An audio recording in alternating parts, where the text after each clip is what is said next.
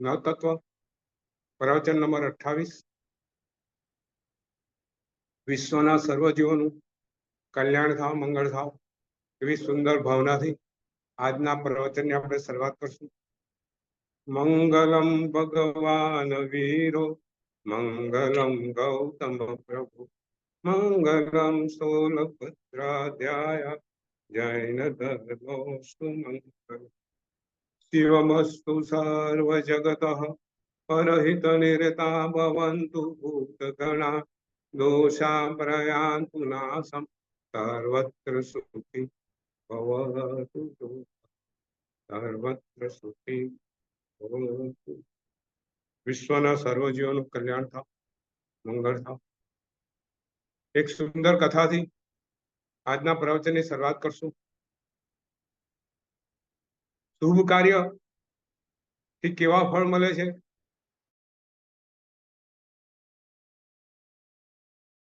આ કથા દ્વારા આપણને જાણવા મળશે.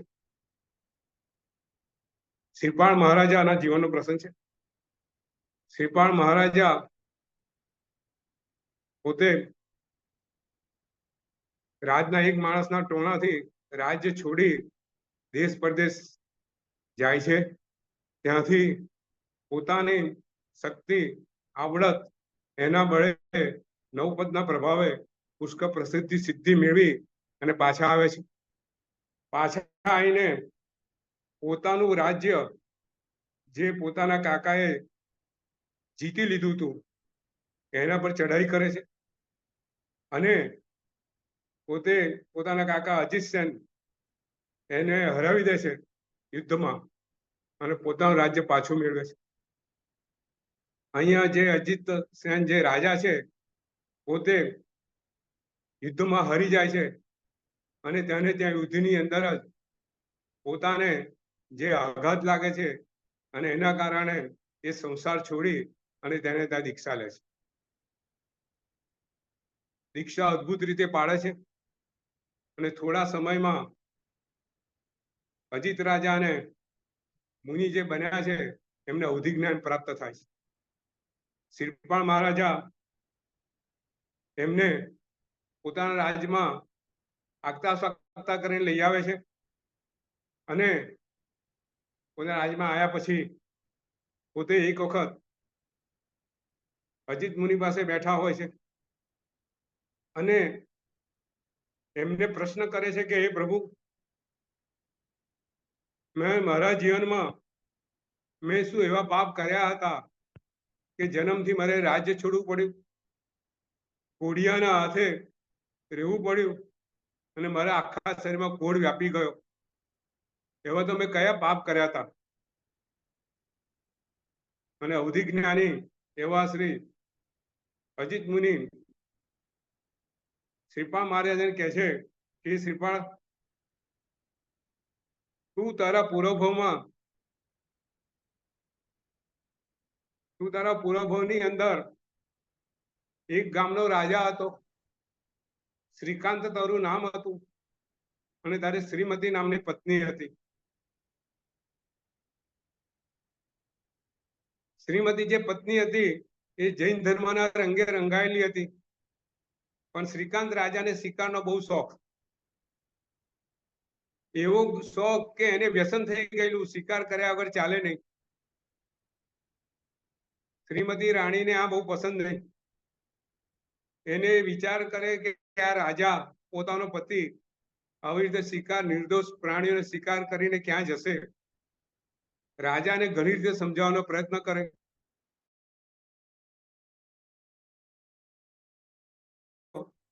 ક્ષત્રિય ક્યારેય નિર્દોષ પ્રાણીને મારે નહીં. જેના મોહમ્મદ તણખલું હોય એની હત્યા ના કરે, જેની પાસે શસ્ત્ર ન હોય એની હત્યા ના કરે, કોઈની પાછળ પડીને હત્યા ન કરે. પરંતુ આપ આ બધું છોડી અને જીવોની હત્યા કરો છો, એનું ફળ સારું નહીં આવે. પણ શ્રીકાંતને એની વાત કોઈ મનમાં પડે નહીં. મનમાં વિચારે કે આ જૈન મુનિને કારણે આ શ્રીમતી મને કાયમ ઠપકા આપ્યા કરે છે, એટલે મનની અંદર જૈન મુનિ પ્રત્યે એક વેર જેવું મનની અંદર થઈ ગયેલું. એક વખત એ શિકાર કરવા નીકળેલા હોય છે. રસ્તામાં જૈન મુનિને ધ્યાન અવસ્થામાં જુએ છે. પોતે બહુ ગુસ્સે થઈ જાય છે જૈન મુનિને જોતા કે આવો મુંડિયો મને રસ્તામાં મળી ગયો. એટલે એને પોતાના સૈનિકો છે 700 સૈનિકો એને કહે છે કે આને તમે નદીના પાણીમાં ડૂબાડો અને પછી એની રીતે સજા કરો. આ મને શિકાર કરવા દેતો નથી. રાજા જાતે પેલા મુનિને નદીના પાણીને અંદર ડૂબાડે છે, બહાર કાઢે છે, ડૂબાડે છે. આ રીતે ખૂબ એને દુઃખ આપે છે. મુનિ ક્ષમતાશીલ છે, પોતાના પૂર્વ ભોરવાનું આ દુઃખ આવેલું માનીને ક્ષમતાથી સહન કરે છે. રાજા ત્યાંથી પાછો જાય છે. એક વખત પછી પોતાની પત્નીને વાત કરે છે. પત્ની બહુ ઠપકો આપે છે કે તમે મુનિ મહારાજનું જે રીતે તમે દુઃખ પહોંચાડ્યું છે, આ કર્મો બહુ કઠિન છે, તમે એને જીરવી નહીં શકો. ત્યારે રાજા એક તે સમજાવે છે કે તમે ક્યારે જૈન મુનિને સતાવતા નહીં. એક વખત પોતે ગેલેરીમાં બેઠો છે પોતાના રાજની અને જૈન મુનિને આવતા જુએ છે. ફરી એ ગુસ્સે ફરી જાય છે કે ફરી આ મારા રાજમાં આવી ગયા. પોતાના સૈનિકોને મોકલે છે કે એને ધક્કો મારીને બહાર કાઢો. અને સૈનિકો જૈન મુનિને ધક્કો મારીને બહાર કાઢે છે. એની પત્ની શ્રીમતીને ખબર પડે છે. રાજાને પુષ્કળ ઠપકો આપે છે ને રાજાને સમજાવે છે. અને અહીંયા રાજાને મનમાં થાય છે કે મેં આ કંઈક ખોટું કર્યું છે. પોતાના મનમાં પહેલો વખત પશ્ચાતાપ થાય છે. જૈન મુનિને પાછા બોલાવે છે. જૈન મુનિને ક્ષમા માંગે છે અને જૈન મુનિને પોતે જે બધા પાપો કર્યા છે એનું વર્ણન કરે છે. મેં આવી રીતે જૈન મુનિને મેં સતાવ્યા છે, મને એમાંથી આ મારા પાપમાંથી મને બહાર કાઢો. અને ત્યારે એ મુનિ શ્રીકાંત મહારાજાને નવપદનો સાર સમજાવે છે, નવપદની આરાધના સમજાવે છે. અને શ્રીકાંત જે રાજા છે પોતે પોતાના પાપને દૂર કરવા માટે નવપદની આરાધના કરે છે. અજીત મુનિ શ્રીપાળ મહારાજાને એનો પૂરો ભાવ કહી રહ્યા છે. કહે છે કે હે શ્રીપાળ, તે પૂર્વ ભાવની અંદર આ રીતે તે મુનિને દુખી કર્યા, એવા નિર્દોષ મુનિ મહાત્માને દુખી કર્યા, એના ફળ સ્વરૂપ તને તારું રાજ છોડવું પડ્યું, તેને પાણીમાં ડૂબાડ્યા, ખૂબ તેમને માર્યા. આ બધાના કારણે તને કોઢિયાપણું થવું પડ્યું. અને તારી સાથે જે 700 જે સૈનિકો હતા જે તારા કાર્યમાં સાથ પુરાતા હતા એ બધા કોઢિયા થયા. પણ નવપદની આરાધનાએ ફરીથી તને રાજાપણું મળ્યું, પણ આ પાપ તો તારે ભોગવવા જ પડ્યા. આવી રીતે શ્રીપાળ મહારાજાને એના પૂર્વ ભવના કરેલા પાપોને કારણે જે કોઢિયો બન્યો એનું કારણ સમજાવે છે. પાપ અને પુણ્યની આ વાત છે. આજે આપણે પુણ્ય તત્વમાં આગળ વધવું છે, કર્મની થિયરીમાં આગળ વધવું છે. અને આ રીતે શુભ કર્મનું ફળ હંમેશા શુભ મળતું હોય છે, અશુભ કર્મનું ફળ હંમેશા અશુભ મળતું હોય છે. એ વાત આપણે કર્મ દ્વારા અને પુણ્ય તત્વ દ્વારા આપણે સમજવી છે. ગઈ વખતે પુણ્ય તત્વ ચાલુ કરતા પહેલા કર્મ શું છે એની વાત કરેલી. કર્મ એટલે ગઈ વખત વાત કરેલી ઇન્દિરાબેન કે કર્મ એટલે શું? કર્મ એટલે જીવ પોતાના મન વચન, પોતાના મનના વિચારો પોતે બોલે અને કાયાની કોઈ બી પ્રવૃત્તિ કરે ત્યારે તેને જીવની આગળ પાછળ રહેલા અનંત કારમન વર્ગણાઓ છે એને પોતાની તરફ ખેંચે, પોતાની તરફ એને ગ્રહણ કરે. પછી પોતાનામાં રહેલા રાગ દ્વેષ જેને કારણે કારમન વર્ગણાઓ ગ્રહણ થઈ છે એને આત્મા સાથે એને એકમેક કરે. જ્યારે આત્મા સાથે એકમેક થાય ત્યારે કારમન વર્ગણાઓનું કર્મમાં પરિણમન થાય, કર્મમાં રૂપાંતર થાય અને કર્મ બને. બરાબર? આ કર્મની બેઝિક થિયરી. આ કર્મ કેવી રીતે બન્યું? જ્યારે આપણે પ્રવૃત્તિ કરીએ ત્યારે કર્મન વર્ગણાઓ આપણે પોતાના તરફ ખેંચીએ, કર્મ એ ગ્રહણ કરીએ અને રાગ દ્વેષ દ્વારા પોતાના અધ્યયન દ્વારા એને કર્મનું સ્વરૂપ આપીએ. બરોબર છે? બરાબર. હવે આ જ્યારે બંધાય, આપણે વાત કરેલી કે હવે આ જે થિયરી છે એ સાયન્સ માનતું નથી. જી. સાયન્સ હવે કર્મની કોઈ થિયરી માનતું નથી. આપણે જે વાત કરેલી કે ભાઈ તો આની સત્યતા શું? તો કર્મ, આજનું સાયન્સ એવું કે છે કે આ જગતની અંદર કોઈ બી ઘટના એવી નથી કે જે કાર્ય કારણને પરિણામ સ્વરૂપ ના હોય. There is no phenomena in the world which violate the principle of cause and effect. આ વિજ્ઞાનનો નિયમ છે કે કાર્ય કારણ વગર કોઈ બી જગતમાં ઘટના બનતી નથી. તો આપણે વિજ્ઞાન એ પૂછીએ છે કે આપણી નજર સમક્ષ એવી બધી ઘટનાઓ બને છે કે જેનું કોઈ બી કારણ વિજ્ઞાન આપી શકતું નથી, એનું સમાધાન વિજ્ઞાન પાસે હોતું નથી. માણસ ગાડીમાં જતો હોય અને અચાનક આપણે બહુ એક દાખલો કીધેલો, ભાઈ અમદાવાદથી એક પરિવાર ગાડીમાં આવતો હતો અને સવારનો સમય હતો, વહેલી સવારનો સમય, અને થોડું અંધારું હતું અને વડોદરાને આગળ એ લોકોને ટોયલેટ જવાનું થયું, વોશરૂમ, તો ગાડી અંધારામાં ઊભી રાખી અને જે 6-7 જણ હતા એમાંથી 2 જણ ગાડીમાં રહ્યા અને બીજા 4 જણ પોતે અંધારાની અંદર ગયા વોશરૂમ માટે. ગાડીમાં જવાનું હતું, થોડે દૂર ગયા હશે અને ધડાક દઈને એમને અવાજ સાંભળ્યો. પાછા આવ્યા, જોયું તો જે પોતાની ગાડી હતી એને મોટો એક્સિડન્ટ થયો હતો અને એમાં જે 2 વ્યક્તિ હતા તે 2 વ્યક્તિ મરી ગયા. બીજા 4 જણ જે ગાડીમાંથી બહાર નીકળ્યા એ સમયે એ જીવતા રહ્યા. બહુ ચોખ્ખું જણા આવે છે કે આનું કોઈ કારણ વિજ્ઞાન પાસે છે નહીં. વિજ્ઞાન એ સમજાવી શકતું નથી કે ભાઈ આ 4 જ જણ કેમ ગયા અને 2 જણ જ કેમ રહ્યા અને 2 જણને જે કેમ એક્સિડન્ટ થયો કેમ મરી ગયા. પણ જૈન શાસ્ત્રની અંદર આનું બિલકુલ સમાધાન, એનું કન્વિન્સિંગ, આપણને એનું પૂર્ણ સંતોષ થાય એવું સમાધાન કર્મની થિયરી દ્વારા આપણને જાણવા મળે છે. આવા તો અનેક દાખલાઓ છે કે જે પુરવાર કરે છે કે ભાઈ તમે જીવનમાં જે કાર્યો કર્યા છે એનું ફળ તમને અવશ્ય મળે ને મળે. ભલે કાર્યો અત્યારે દેખાતા ના હોય. શ્રીપાળ મહારાજાને પોતાને કોડિયો કેમ થયો એનો ખ્યાલ નહોતો.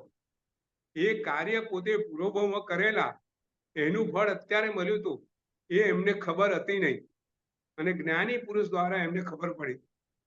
એટલે કે તમે જે કર્મો જે કર્યા છે એનું ફળ તમને અવશ્ય મળે ને મળે.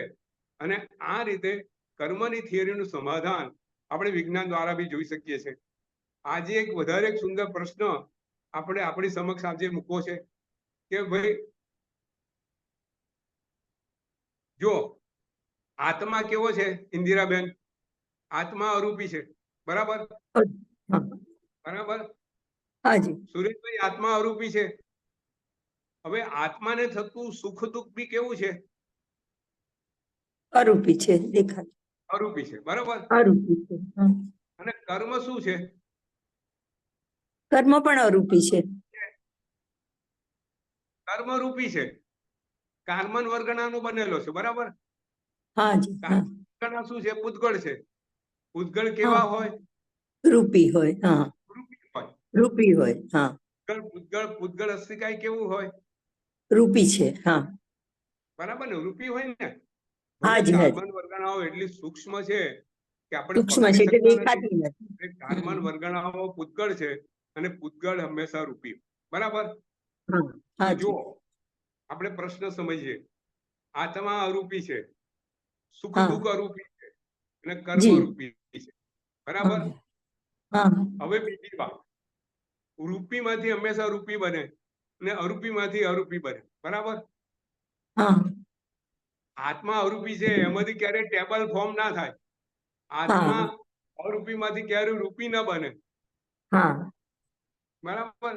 સોનાનો ઘટ બદલાય પણ સોનું સોનું જ રહે, રૂપી રૂપી જ રહે, બરાબર. એટલે હમ કુદરતનો નિયમ છે કે રૂપી હંમેશા રૂપી રહે અને અરૂપીમાંથી અરૂપી બને, રૂપીમાંથી રૂપી બને. બરાબર. બરાબર.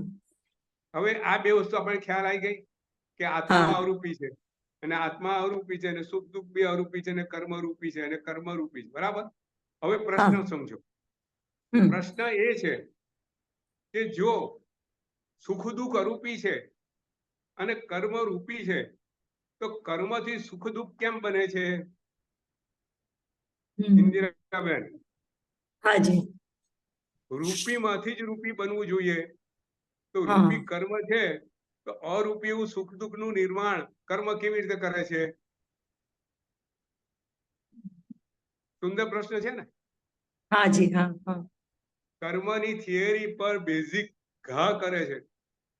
હા કોઈ થિયરી એક્ઝિસ્ટ હોઈ શકે નહીં. તમે જેવું હમ કહો છો કે કર્મથી સુખ દુઃખ મળે છે તો સુખ દુઃખ તો અરૂપી છે અને કર્મ તો રૂપી છે. તે કેવી રીતે શક્ય છે? હમ બોલો, કેવી રીતે શક્ય છે? આ જો શાસ્ત્ર એનું ખૂબ સુંદર સમાધાન આપે છે. ખૂબ સુંદર હમ વાત છે. આપણે વાતને સુંદર રીતે સમજીએ. હમ હવે કુંભાર ઘોડો બનાવે, શેના બનાવે? માટી લઈને બનાવે. બરાબર. ઘોડો શેમાંથી બને? માટીમાંથી ઘોડો બને. અને કુંભાર શું કરે? બનાવે. એનો બનાવે. બનાવનાર કુંભાર બનાવનાર છે. એટલે પણ બન્યો શેમાંથી? માટીમાંથી બન્યો. બરાબર.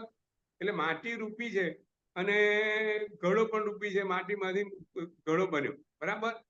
તો માટી ઘડો બનવા માટે આપણે ત્યાં સમજાવ્યું ઉપાદાન કારણ કહેવાય. કેવું કારણ કહેવાય? ઉપાદાન, ઉપાદાન. મુખ્ય કારણ. હા જેમાંથી બન્યો હા તે. બરાબર. એ હા ઉપાદાન એને હા દાન કર્યું.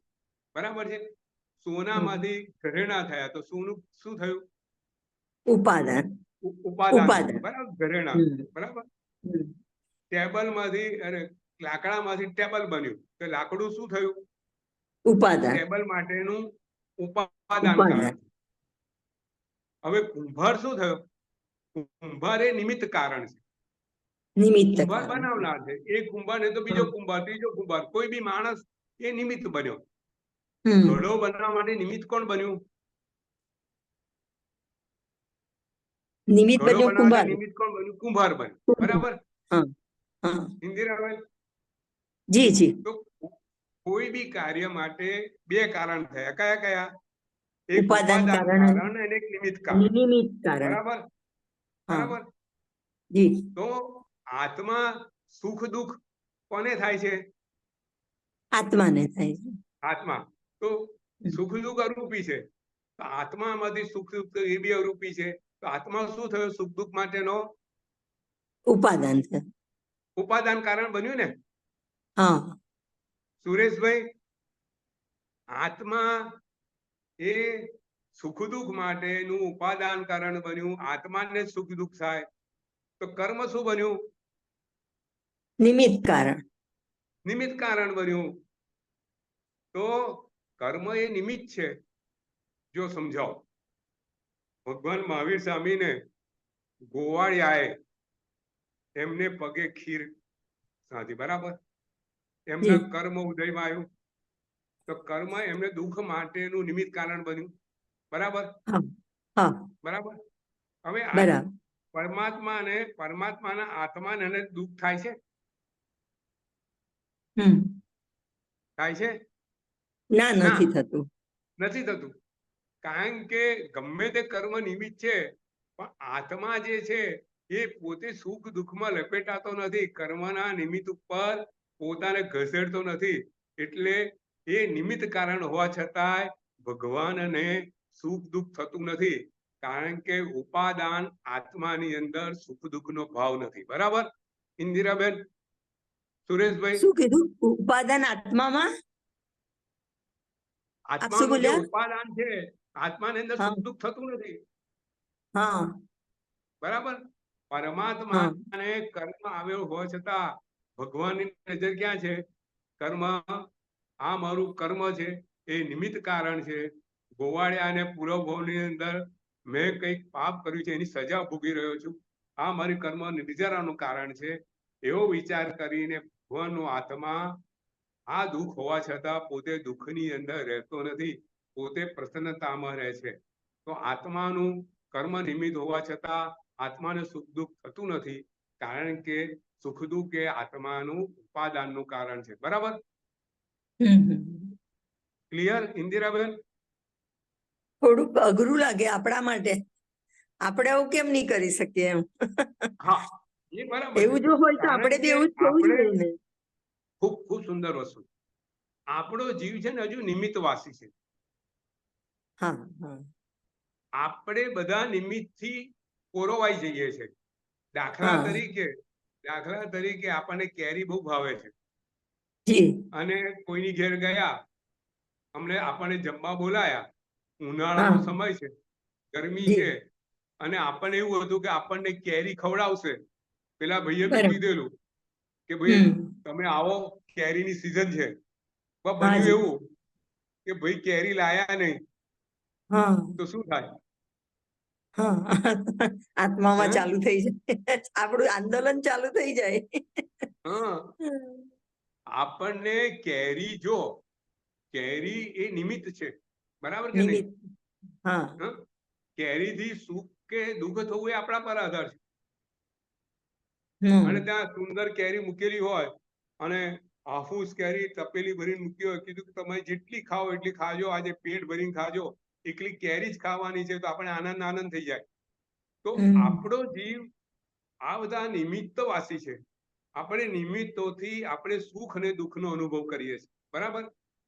બરાબર. હવે એમાંથી કેવી રીતે બહાર આવવું? હમ પ્રશ્ન ઇન્દિરાબેન આપણો એ છે કે આપણે એમાંથી કેવી રીતે બહાર આવવું? બરાબર ને? બરાબર. હા જીવની પ્રગતિ ક્યારે થાય કે આપણે નિમિત્તોથી હમ સુખ અને દુઃખનો અનુભવ ના કરે, આપણે હા આપણા ઉપસમ ભાવમાં જ હંમેશા રહીએ. બરાબર? હા હા છેલ્લે તો જીવને ઉપસમ ભાવમાં રહેવાનું છે. બરોબર? હમ એના માટે પણ આપણે આપણે હંમેશા, આપણે ઘણી વખત વાત કરી છે કે આપણે હંમેશા એ વાત વિચારવાની કે જે કઈ સંયોગોનું નિર્માણ થાય છે, આપણે પૂરો ભરેલા કર્મને આધારિત છે.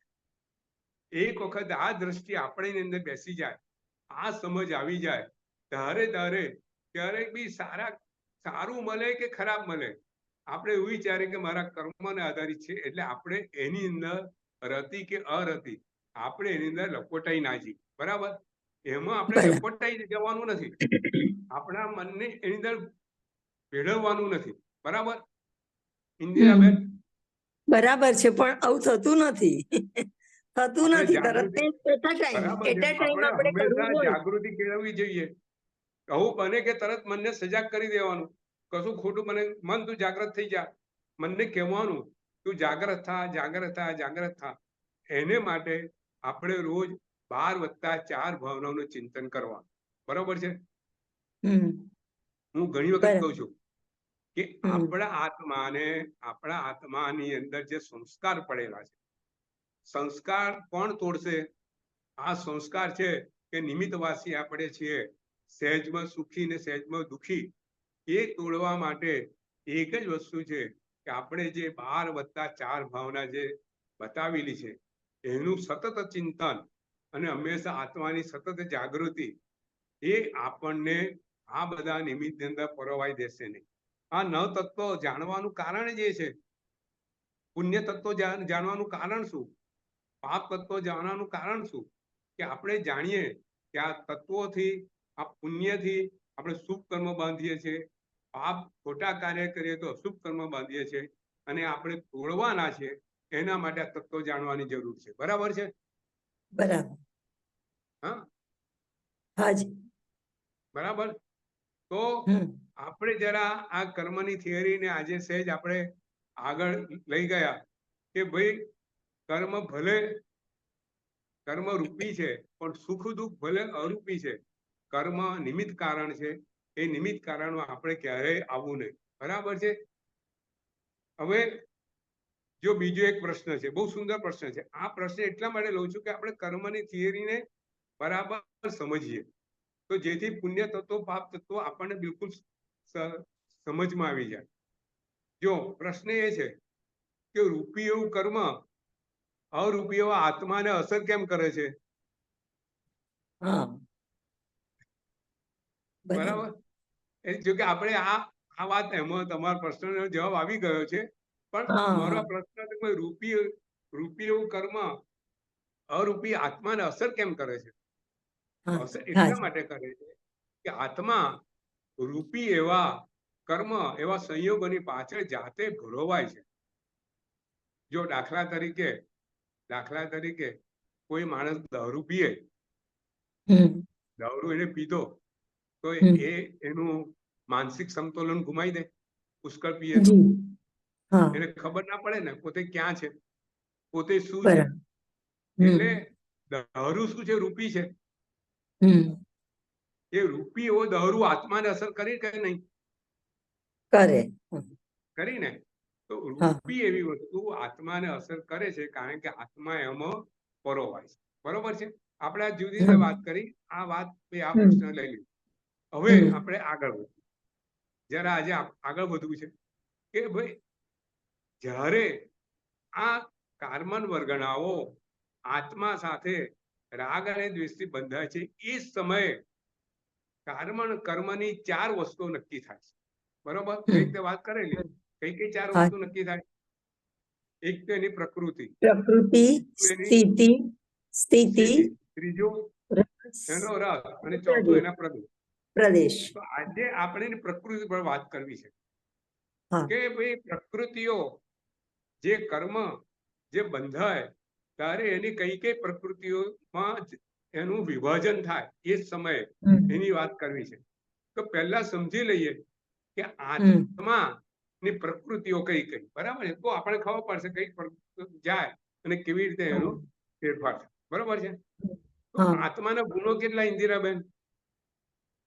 અનંત ગુણો છે આમ તો, પણ મુખ્ય 8 કહેવાય. અનંત ગુણો એને 8 વિભાગમાં આપણે બાંધેલા છે. બરાબર. સૌથી પહેલું જ્ઞાનાવર્ણ્ય, અનંત જ્ઞાન. આપણે આત્માના ગુણ અનંત જ્ઞાન. હાજી, અનંત જ્ઞાન એટલે શું?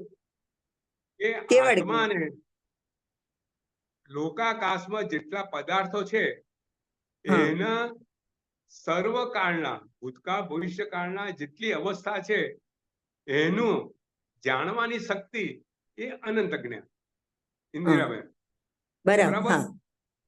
કે જગતના આ લોકાકાશના જેટલા પદાર્થો છે એના દરેક કાળમાં એની જે અવસ્થા છે એની જાણવાની શક્તિ અનંત જ્ઞાન. એની જાણવાની શક્તિ. હવે જાણે ક્યારે? ઉપયોગમાં જ્ઞાનને મૂકે ત્યારે જાણે. બરાબર. કે મારે આ સફરજન કેવું છે એવો વિચાર કરે, એ ઉપયોગ મૂકે તો ખબર પડે કે ભાઈ સફરજન ખાટું છે, મીઠું છે. એટલે આ જાણવાની શક્તિ સત્તા રૂપે પડેલી છે. ઉપયોગમાં મૂકે ત્યારે જાણે. બરાબર. આ અનંત જ્ઞાન. બરાબર. હવે અનંત જ્ઞાનને રોકવા વાળું કર્મ કયું? જ્ઞાનાવર્ણ્ય કર્મ. બરાબર. જ્ઞાનાવર્ણ્ય કર્મ કરે, અનંત જ્ઞાન ઉપર આવરણ લાવે, એનાથી એનો જે અનંત જ્ઞાનની શક્તિઓ ઓછી થાય. બરાબર. એટલે સૌથી પહેલું જ્ઞાનાવર્ણ્ય કર્મ એ શું કરે? અનંત જ્ઞાન જે આત્માને રોકે. બરાબર. હવે બીજું કયું છે? અનંત દર્શન. હવે અનંત દર્શન એટલે શું? કે જે શુદ્ધ આત્મા હોય એની વિશ્વના જેટલા પદાર્થો છે એના દરેક કાળના જેટલી અવસ્થા છે એની જોવાની શક્તિ. પેલી જાણવાની શક્તિ, આ જોવાની શક્તિ. એને જુએ પછી જાણે. બરાબર. દર્શનાવર્ણ્ય કર્મ શું કરે? એની જોવાની શક્તિ આવરણ લાવી દે. એટલે કાં તો એની આંખો એને ઇન્દ્રિયોની શક્તિ ઓછી મળે કે ઇન્દ્રિયોથી જોઈ ના શકે, સ્પર્શથી જોઈ ના શકે, આંખોથી જોઈ ના શકે. એવી રીતે વિભાગો છે. એટલે દર્શનાવર્ણ્ય કર્મ એની જોવાની શક્તિને ક્ષીણ કર્મ, રોકે. બરાબર. હમ એટલે જયારે કર્મ બંધાય ત્યારે જ્ઞાનાવર્ણીય કર્મ બંધાય ત્યારે શું કરે? એના જ્ઞાનની શક્તિને ક્ષીણ કરે. દર્શનાવર્ણીય કર્મ બંધાય ત્યારે દર્શનની શક્તિને દર્શન શક્તિ હવે આગળ અનંત ચારિત્ર. હા. હવે અનંત ચારિત્ર એટલે આત્માનો ગુણ શું છે? આત્માના પોતાના ગુણમાં રહેવું, એનું નામ અનંત ચારિત્ર. આ વસ્તુ સમજી લો. શુદ્ધ આત્મા, સિદ્ધનો આત્મા છે, એ સિદ્ધનો આત્મા સિદ્ધ સેવા બેઠો છે. તો એ અત્યારે એ શું કરે છે? એનું અનંત ચારિત્રમાં શું કરે છે? પોતાના ગુણની અંદર રમતો હોય છે, બરાબર. પોતાના જે જ્ઞાનના ગુણ છે, પોતાના જે દર્શનના ગુણ છે, એમાં રમતો હોય છે અને અનંત સુખનો અનુભવ કરતો હોય છે, બરાબર. આ સિદ્ધનું પોતાનું સ્વરૂપ થયું, બરાબર. આ અનંત ચારિત્ર થયું. ખ્યાલ આવે છે ઇન્દિરાબેન? જી જી. હા હા. પોતાના ગુણની અંદર આત્મા રમતો હોય એ એનો ચારિત્ર ગુણ થયો, બરાબર. હવે કર્મ શું કરે? એના અનંત ચારિત્રના ગુણને ઢાંકે. કેવી રીતે ઢાંકે? કે જીવ પોતાના ગુણમાં રમવાના બદલે પ્રભાવની અંદર રમે. એટલે એ ગુણને કારણે, રાગ દશાને કારણે નિમિત્તોની અંદર રમે, પ્રભાવની અંદર રમે અને પોતે બીજા પદાર્થોની અંદર રતિ અરતિ પોતે સુખ દુઃખનો અનુભવ કરે. આ બધું, અને આ કર્મ શું કહેવાય? એને મોહનીય કર્મ, બરાબર. ખ્યાલ આવી ગયો? અનંત ચારિત્રના ગુણને કોણ ઢાંકે? મોહનીય કર્મ ઢાંકે, બરાબર. હવે આગળ વધીએ. ચોથું કયું? અનંત વીર્ય. અનંત વીર્ય. અનંત વીર્ય એટલે શું? કે ભાઈ આત્મા અનંત શક્તિનો માલિક છે. શક્તિનો માલિક છે. આત્માની શક્તિ અનંત છે. અનંત પદાર્થોના બધા પર્યાયોને જાણી શકે છે, બરાબર છે. એને સમજી શકે છે. તો જો આપણે ત્યાં ખૂબ સુંદર દાખલો છે, ખૂબ સુંદર, કે ભગવાન મહાવીર સ્વામી પોતે જન્મ પામે છે અને ઇન્દ્ર મહારાજા એમને મેરુ પર્વત ઉપર સ્નાન કરવા માટે લઈ જાય છે. ઇન્દ્ર મહારાજા ને માટે આ બહુ ગૌરવની વસ્તુ છે, બહુ આનંદની ક્ષણ છે. ક્ષણ અતિરેકો. ઇન્દ્ર મહારાજા કે તીર્થંકર ભગવાનને મને જન્મ પામેલા છે, એને હું સ્નાન કરાવું, અને પોતે બધા દેવોને બોલાવે છે. એ વિચાર કરે છે, જે કળશ છે, જોજન જેટલા કળશ છે, અને ભગવાન તો કેટલા નાના છે. અને એ જ વખત મેરુ પર્વત ઉપર ભગવાનને લઈને બેઠા છે. અને ઇન્દિરા મહારાજાને વિચાર આવે છે કે આટલા નાના ભગવાન આટલા મોટા કળશથી એમને નવડાવીશ તો ભગવાનને કશું થઈ તો નહીં જાય ને. એક કરુણા છે, પણ એની પાછળ ભગવાનની શક્તિ, તીર્થંકરની શક્તિનું એમને માપ નથી. અને ભગવાન અવધિ જ્ઞાન મૂકીને જુએ છે. કે ઇન્દ્ર એવું વિચાર કરે છે કે તીર્થંકર ભગવાન ની પાસે નાના હોવા છતાં આ કળશને સહન કરવાની શક્તિ નથી. ભગવાન શું કરે છે ઇન્દિરાબેન? અંગૂઠાથી મેરુ પર્વતને કંપાવી દે છે. ખાલી મેરુ પર્વત દબાવે છે અને આખો મેરુ પર્વત ધ્રુજી ઉઠે, ધરતીકંપ થઈ જાય છે. ઇન્દ્ર મહારાજ ગભરાઈ જાય છે, બન્યું શું?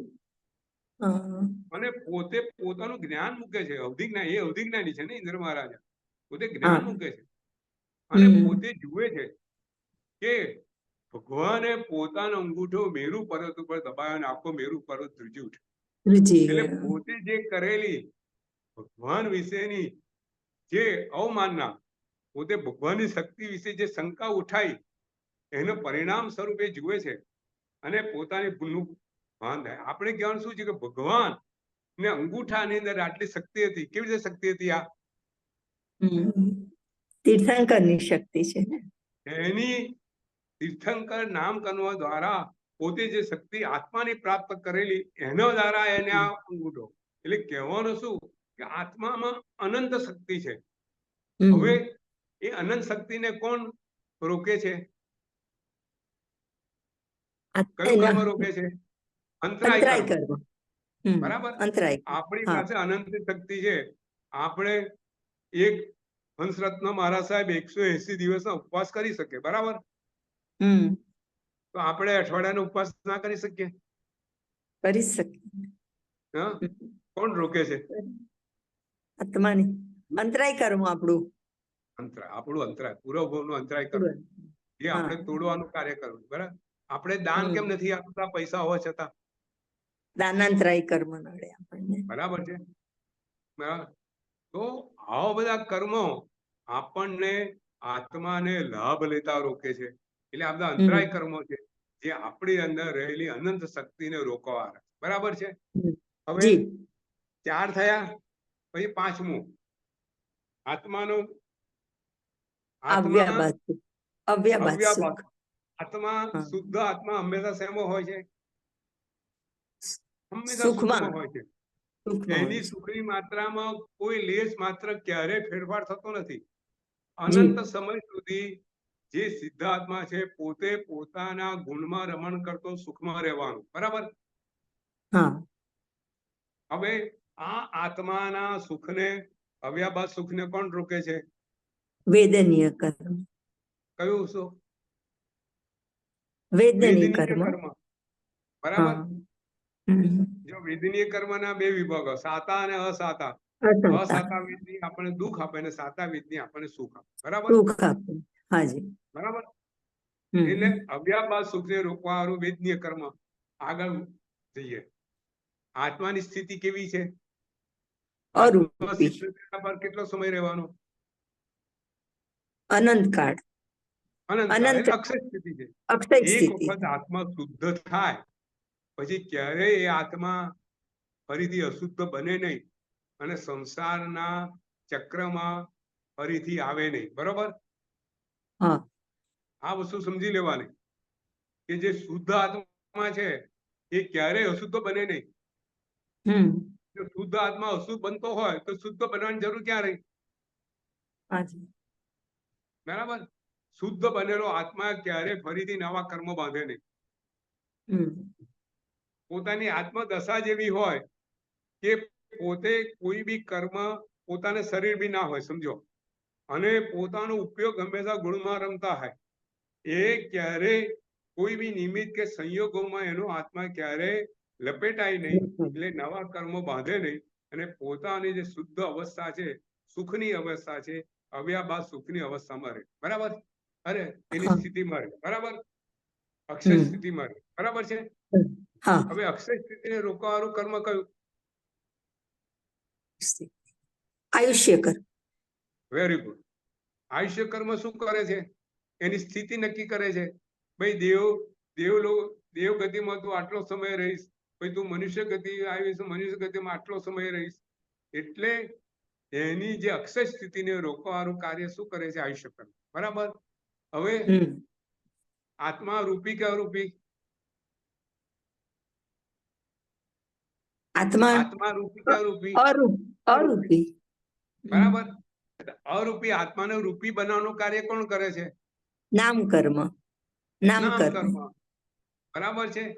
નામ કર્મ થી સારું એ રૂપ મળે ને ખરાબ એ રૂપ મળે, બરાબર છે. નામ કર્મ થી હવે આપણે વાત કરીશું પુણ્ય કર્મની. એમાં પણ આ વસ્તુ સમજી લો કે ભાઈ આત્માના અરૂપીપણાને નાશ કરવાનું જે કોઈ કર્મ છે, કયું છે? નામ કર્મ. જે આત્માને રૂપ, રસ, ગંધ શરીર દ્વારા આપે છે, બરાબર છે. હવે છેલ્લું અગુરુ લઘુપણું. આત્મા નથી મોટો કે નથી નાનો, આ વસ્તુ સમજીએ. તીર્થંકર નો આત્મા સિદ્ધ શિલા પર જાય અને કોઈ કેવળ જ્ઞાની નો આત્મા સિદ્ધ શિલા પર જાય તો બંનેના આત્માના એમાં ફરક પડે? એની સ્થિતિમાં, એના સ્થાનમાં, પદમાં? ના, કોઈ ફરક પડે ના પડે ને. એ તીર્થંકર નો આત્મા કે કેવળ જ્ઞાની નો આત્મા હોય, તીર્થંકર ને 5000 શિષ્યો હોય ને કેવળ જ્ઞાની ને એક બી શિષ્ય ના હોય, પણ સિદ્ધ શિલા પર જાય તો બધા આત્મા બધી રીતે સરખા, બરાબર? હવે આત્માનું અગુરુ લઘુપણું કયું કર્મ દૂર કરે છે? ગોત્ર કર્મ. ઉચ્ચ ગોત્ર, નીચ ગોત્ર. હા. ગોત્રથી સારું ગોત્ર મળે કે ખરાબ ગોત્ર મળે, એ રીતે આત્માના જે બધા કર્મો બરાબર છે. જી જી. હવે જો કર્મ જ્યારે બંધાય છે ત્યારે એ 8 પ્રકૃતિની અંદર એનો તરત નક્કી થાય છે. કઈ કઈ? જ્ઞાનાવર્ણીય, દર્શનાવર્ણીય, દર્શનાવર્ણીય, મોહનીય, મોહનીય, અંતરાય, અંતરાય, વેદનીય, વેદનીય, પછી નામ આયુષ્ય, કર્મ, આયુષ્ય, નામ અને ગોત્ર. અને ગોત્ર. બરાબર. હા. હવે જુઓ, હવે સમજો કે આયુષ્ય કર્મ જે છે આખા જીવનમાં એક જ વખત બંધાય. આપણે વાત ઘણી વખત કરેલી છે, બરાબર. અને જે બીજા 7 કર્મો જે છે એ જીવ જે પ્રતિ પ્રવૃત્તિ સમય. કરે એના આધારે એના પ્રદેશો એ તરફ નક્કી થાય. ધારો કે વસ્તુ સમજાવો કે ભાઈ મેં જ્ઞાનનું પુસ્તક છે એને મેં ફાડી કાઢ્યું, પેપર છે એનો ખોટો ઉપયોગ કર્યો, તો એ વખતે મારું સૌથી વધારે કર્મ કયું બંધાય? જ્ઞાનાવર્ણીય. જ્ઞાનાવર્ણીય જ્ઞાનાવર્ણીય. કર્મ. બરાબર. હું ખોટું બોલ્યો તો બોલ્યો એટલે જ્ઞાનાવર્ણીય જ બરાબર છે. કર્મ. જો તમે જે પ્રકારનું કર્મ, જે પ્રકારની પ્રવૃત્તિ કરો એ રીતના એ પ્રકૃતિમાં કર્મ વધારે, એનો જથ્થો વધારે છે. બરોબર? વધારે જાય. હા. બરાબર. બરાબર. ખ્યાલ આવી ગયો? હાજી. તો એ જે 7 જે પ્રકૃતિ છે, તમે જે રીતની પ્રવૃત્તિ કરો એ રીતનો એમાં જથ્થો, એમાં ફેરફાર થાય. કોઈ આ જ્ઞાનમાં જથ્થો વધારે જાય, કોઈ દર્શનમાં જથ્થો વધારે જાય, કોઈ વખત વેદનીમાં કર્મનો જથ્થો વધારે જાય. જે રીતની પ્રવૃત્તિ એ રીતનો જથ્થો વધારે જાય. બરોબર? આપણે હવે આગળ વધીએ કે જે પહેલા જે 4 કર્મો છે કયા કયા? જ્ઞાનાવર્ણીય, દર્શનાવર્ણીય, મોહનીય, અંતરાય, અંતર. હવે આ 4 કર્મો છે ને એ આત્માના 4 ગુણને, મુખ્ય ગુણોને ઘાત કરવા વાળા છે. ઘાતી કર્મ. એટલે આ ઘાતી કર્મ કહેવાય. બરાબર. હવે આ ઘાતી કર્મ મારે કેમ સમજાવવું છે કે આ ઘાતી કર્મ હંમેશા અશુભ હોય. કારણ કે આત્માના મૂળ ગુણને ઘાત કરવા આવે છે. એટલે કે તમે અશુભ કાર્ય કરો તો 4 ઘાતી કર્મો બાંધો. બરાબર? એટલે પાપ કર્મ તમે કરો, પાપ તત્વ આ હંમેશા 4 ઘાતી કર્મ બાંધે. બરોબર છે? પુણ્ય તત્વ એ શુભ કર્મ બાંધે. એ 4 અઘાતી કર્મોમાં શુભ કે અશુભ બાંધે. બરોબર? ખ્યાલ આવી ગયો? હાજી. બરાબર. આ હવે તમને કર્મ તત્વ, પુણ્ય તત્વ પર આપણે આગળ વધી રહ્યા છીએ. હવે પુણ્ય તત્વ એટલે શું?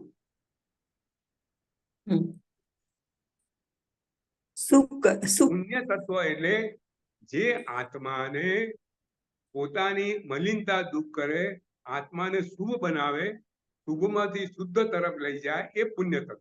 બરાબર? જે કર્મોના ફળ સ્વરૂપ આત્મા શુદ્ધ બને, એની મલિનતા ઓછી થાય, એ બધું પુણ્ય તત્વ. એટલે જે શુભ કાર્ય કરો એ બી પુણ્ય, એનાથી મળતું ફળ એ બી પુણ્ય. બરાબર?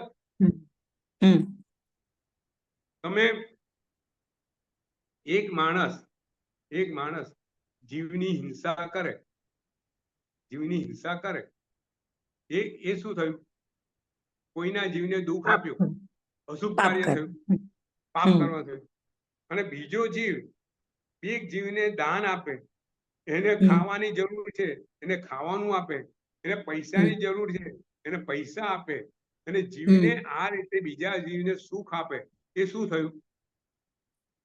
શુભ કર્મ થયું. તો શુભ કર્મ હંમેશા ફળ કેવા આપે? શુભ ફળ આપે. આપણે આગળ જોઈ ગયા કે જેવું કાર્ય, જેવું કારણ એવું કાર્ય. બરાબર? શુભ કાર્ય કરો તો શુભ ફળ, અશુભ કાર્ય કરો તો અશુભ. બરાબર. તો કયા કયા શુભ કાર્યો છે? જો ટોટલ આપણને શુભ કાર્યો અઢળક છે. શાસ્ત્રકારોએ એમાં 9માં વિભાજન કર્યું છે. 9 વિભાગો પાડવામાં આવ્યા છે કે કયા કાર્યો કરવાથી તમારું પુણ્ય બંધન થાય. તો સૌથી પહેલા કોઈ બી જીવને અન્ન આપવું, પછી જીવને પાણી આપવું, જીવને વસ્ત્ર આપવા, બરાબર ને, જીવને બેસવાનું સ્થાન આપવું, જીવને જરૂર પડે તો સુવા માટે શયન, પોતાનું ઘર આપવું, ઓરડી આપવું. 5 વસ્તુ થઈ ગઈ. શું શું થયું? સૌથી પહેલા જીવને, બીજા જીવને અન્ન આપવું, અન્ન આપવું, પાણી આપવું. પાણી ઉનાળો છે, પાણીની પરબ બાંધો, છાસ વિતરણ કરો. આ બધું શું થયું? શુભ કાર્યો થયા. તો તમે આ પાણી આપવું, છાસ આપવું, એને એવી રીતે આપવું જેને જરૂર છે એને પાણીનું આપવું. ઉનાળો છે, તમે પાણીનું બહાર કુંડામાં પાણી મૂકો, પક્ષીઓ આવીને આટલા ઉનાળામાં તમે તમારે બહાર મોટો કુંડો મૂકો, પ્રાણી આવીને પાણી પીએ ઉનાળામાં. કોઈ જીવ માણસ જતો હોય બહાર, તમે માટલું મૂકો, એમાંથી પાણી પીએ. આ બધું શું થયું? આ બધા શુભ કાર્ય થયા પાણી પીવા. બરાબર. પછી કોઈને તમે વસ્ત્ર આપો, કોઈને વસ્ત્રની જરૂર હોય, પૈસા ના હોય, ફાટેલા તૂટેલા કપડાં પહેરતો હોય, બહાર જવું હોય તો એને શરમ આવતી હોય, એવી વ્યક્તિઓને તમે વસ્ત્ર આપો. તમે નવા વસ્ત્ર આપો, જૂના વસ્ત્ર આપો, ઓછા પહેરેલા વસ્ત્ર આપો. આ બધું વસ્ત્રદાન થયું. બરાબર. પછી કોઈ માણસ થાકેલો આવેલો હોય તો તમે એને ઘરમાં બેસાડો, બહાર ઓટલા પર બેસાડો. ભાઈ તું અહીંયા બેસ, તું થાકી ગયેલો છું, આટલા તાપમાં તું જઈશ નહીં. પછી તમને પાણી આપું, ભાઈ તારે ખાવાનું તો ખાવાનું આપું. તો આસન આપ્યું કહેવાય. બરાબર. આ ચોથું. પાંચમું, કોઈ વ્યક્તિ રાત્રે આવી હોય બહારથી, અતિથિ હોય, તમે એને રાત ઘેર સુવા માટે ઓરડો આપો. શું થયું? આ શયન આપ્યું કહેવાય. બરાબર. આ 5. પછી 5. હવે પછી તમે મનથી સારા વિચારો કરો, તમારા સુંદર ભાવો, એનાથી જે કઈ શુભ વિચારો કરો એ બધું શું થયું? પુણ્ય. વચનો બોલો, એ શું થયું? પુણ્ય. અને કાયાથી જે કઈ શુભ પ્રવૃત્તિ આચરો કરો એ બધું થયું પુણ્ય. પુણ્યની ક્રિયા, એનું પુણ્યનું ફળ. અને છેલ્લે પોતાનાથી જે વડીલ છે, પોતાનાથી જે મોટા છે, જે ગુણવાન છે, જે આપણા ગુરુ સમાન છે, જે આપણા ઉપકારી છે, એમનું પૂજન, સત્કાર, વંદન, પૂજા, આ બધું જે કરો એ બધું પુણ્યનું કાર્ય થયું. આ રીતે 9 રીતે પુણ્ય બંધાય છે. આવતી વખતે પુણ્યથી શું પ્રાપ્ત થાય છે એની વાત કરવાની છે. બરોબર. બરાબર. ઇન્દિરાબેન, કોઈ પ્રશ્ન? પ્રવચનની આપણે સમાપ્તિ કરીએ છીએ. આવતી વખત પુણ્યની 42 પ્રકૃતિની વાત કરીશું. સારા કાર્યો કયા છે, કેવા, એનાથી કેવા પ્રકારનો પ્રકૃતિઓ બંધાય છે એની વાત કરીશું. બરાબર છે. ઇન્દિરાબેન, કઈ પ્રશ્ન? સુરેશભાઈ, પ્રશ્ન? એક જ છે ગુરુજી, આપણે આ બધું સમજીએ, જાણીએ, પણ આપણને હજી તરત આપણે એમાં નથી આવી જતા એમ. બરાબર છે. તો આપણે એના માટે બેન, આપણે ત્યાં વાત કરી છે, કોઈ બી વસ્તુ જ્યાં સુધી આપણે પ્રેક્ટિસ ના કરીએ ને ત્યાં સુધી આપણા સંસ્કાર, જો દરેક વસ્તુ આપણે સંસ્કાર કેવી રીતે પડે છે આપણામાં? સાદી વસ્તુ સમજીએ. સંસ્કાર આપણામાં કોઈ બી વસ્તુ સંસ્કાર કેવી રીતે પડે? એને આપણે વારે વારે દ્રઢ કરતા જઈએ, એમ કરતા આપણી એક ટેવ પડે ને. ટેવ પડે. બરાબર. બરાબર. પછી એ ટેવ આપણે વધતા જઈએ તો શું થાય? આદત પડી જાય, સંસ્કારનું રૂપ ધારણ કરે. બરાબર. બરાબર. આપણા આત્મામાં સંસ્કાર કેવી રીતે બને? કે આપણે એ પ્રવૃત્તિઓ વારંવાર કરતા ગયા, એટલે ધીરે ધીરે એ સંસ્કાર રૂપ બનતી ગઈ, એ સંસ્કાર બની ગયા. બરાબર. આપણે અનંત કાળથી આપણે પૂતગળમાં લપેટાયેલા રહ્યા, પૂતગળમાં સુખ જોતા ગયા, તો આપણને પૂતગળમાં સુખ છે એવો અંદર એક સંસ્કાર, એક એવી છાપ આપણામાં ઊભી થઈ ગઈ. બરાબર છે? બરાબર. હવે કેવી રીતે? તો એ પૂતગળને આપણે છોડતા જઈએ, મનથી, વચનથી, કાયાથી એવી પ્રવૃત્તિ કરતા જઈએ કે જેથી સંસ્કાર ભૂસતા જાય. બરાબર? એ સંસ્કારને ભૂસવાનું કાર્ય આપણે કરવાનું છે, અને માનવ જીવન એના માટે જ મળ્યું છે. એટલે આપણે ત્યાં જો આપણે કોઈ વાત કરેલી કે ભગવાને જે ધર્મની જે ક્રિયાઓ બતાવી છે ને, એ આવા અશુભ સંસ્કારો દૂર કરવાની બતાવી છે. દાખલા તરીકે આપણે તપ કરીએ તો શું થાય? જે માણસ ધારો કે પહેલી વખત કોઈને કે ભાઈ તું એકાસન કર, કે તું આંબેલ કર, એ મન તૈયાર નહીં થાય. બરાબર? કારણ કે વર્ષોથી એની આહાર 3 વખત ખાવાની ટેવ પડેલી છે. પણ એક વખત આંબેલ કરશે, પહેલી વખત આંબેલ કરશે તેને બહુ અઘરું લાગશે. બરાબર? એનું માથું દુખશે, રાત્રે ચક્કર આવશે, કારણ કોઈ દિવસ કર્યું નથી. પણ પછી અઠવાડિયા પછી ફરીથી કરે તો ધીરે ધીરે શરીર તૈયાર થતું જાય, મન તૈયાર થતું જાય. તો ધીરે ધીરે એને આહાર છોડવાના સંસ્કાર પડતા જાય. એમ કરતા કરતા કરતા એ આંબેલ સુખપૂર્વક કરી શકે. પછી આંબેલ કરતા ને મનમાં કશું થાય નહીં, અને એમ કરતા 1-2 કરે, 2 આંબેલ કરે, એમ કરતા કરતા આંબેલની હોળી કરતો થઈ જાય. તો આંબેલની હોળી કરવામાં ધીરે ધીરે 9 આંબેલ કરતા એને મનને કે શરીરને ક્યાંય દુઃખનો અનુભવ ના થાય. તો આ શું થયું? આહાર સંજ્ઞા તોડવાના સંસ્કાર એનામાં પડી ગયા. હવે આહાર સંજ્ઞા એનામાં બહુ ઓછામાં ઓછી રહી. બરોબર? ઇન્દિરાબેન? બરાબર. હા, બરાબર. આ બહુ પ્રેક્ટિકલ વસ્તુ છે. હવે ધારો કે આપણે પૈસાની સંજ્ઞા છે, આપણે પ્રેક્ટિકલ દાખલો લઈએ. ભાઈ પૈસા છોડવા ગમતા નથી, પૈસા છોડવા ગમતા નથી, તો શું કરવાનું? આપણે થોડા પૈસાથી લાગે કે અહીંયા જરૂર છે, ત્યાં જઈને એ ભાઈને પોતાના હાથે પૈસા આપવાના, એને પોતે વસ્ત્ર આપવાનું, અને એ વસ્ત્ર આપતા એ ભાઈના આંખોમાં જે આનંદ હશે એ આભારની વ્યક્ત કરશે. એટલે તમને થશે કે મેં મારા હાથે એક સુંદર કાર્ય કર્યું છે. બરોબર? પછી એ જે સંસ્કાર, એક જે ભાવના જાગૃત થઈ, તમને ફરીથી કરવાનું મન થશે.